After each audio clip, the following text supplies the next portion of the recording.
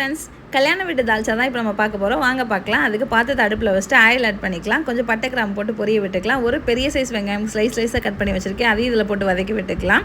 வரமிளகாத்தூள் வந்து தண்ணியில் கரைச்சி வச்சுருக்கேன், அதை இதில் சேர்த்துக்கலாம். ஏன்னா தால்ச்சா வந்து நல்லா கலர் கொடுக்கும், அதுக்காக தான். இதெல்லாம் மிக்ஸ் பண்ணிக்கலாம். இப்போ இது கூட வந்து சின்ன வெங்காயம், இஞ்சி பூண்டு விழுது வந்து அரைச்சி வச்சுருக்கேன். நெக்ஸ்ட் வந்து அதை ஆட் பண்ணிக்கலாம். இதுக்கு வந்து 5 மீடியம் சைஸ் தக்காளி வந்து கட் பண்ணி வச்சுருக்கேன். 4 பச்சை மிளகா போதுமான அளவு, அதையும் கட் பண்ணி வச்சுருக்கேன். அதையும் சேர்த்து இதில் ஆட் பண்ணி நல்லா வதக்கி விட்டுக்கலாம். இப்போ வாஷ் பண்ணி வச்ச மட்டனை வந்து நம்ம இதில் ஆட் பண்ணிக்கலாம். நீங்கள் மட்டன் தான் போடணும் இல்லை, இதுக்கு எலும்பும் போட்டுக்கலாம். சூப்பராக இருக்கும் இந்த தால்ச்சா. பிரியாணிக்கும் பண்ணலாம், குஸ்காக்கும் பண்ணலாம். இப்போ தேவையான அளவு சால்ட் ஆட் பண்ணிக்கலாம். இதுக்கு முன்னவே நம்ம என்ன பண்ணணும்னா, வடகடலை பருப்பும் துவரம் பருப்பும் வந்து வேக வச்சு எடுத்து வச்சுக்கணும். அதுக்கப்புறம் தான் இது தாளிக்க ஆரம்பிக்கணும். இப்போ மட்டன் நல்லா கொதி வந்துருச்சு. கொத்தமல்லி புதினா ஆட் பண்ணிக்கலாம்.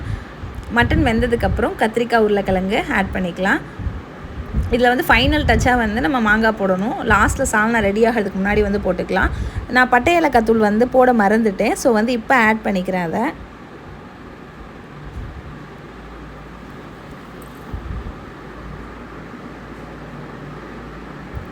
இப்போ அதில் வந்து தேங்காய் அரைச்சி வச்ச தேங்காயும் புளி கரைச்சி வச்சுருக்கோம்ல, அதையும் சேர்த்து ஆட் பண்ணி இதில் ஊற்றிட்டோம்னா தால்ச்சா வந்து கொதி வந்து கொஞ்ச நேரத்தில் ரெடி ஆயிரும். இந்த வீடியோ பிடிச்சிருந்தால் லைக் பண்ணுங்கள். என்னோடய சேனலுக்கு மறக்காமல் சப்போர்ட் பண்ணுங்கள், சப்ஸ்கிரைப் பண்ணுங்கள்.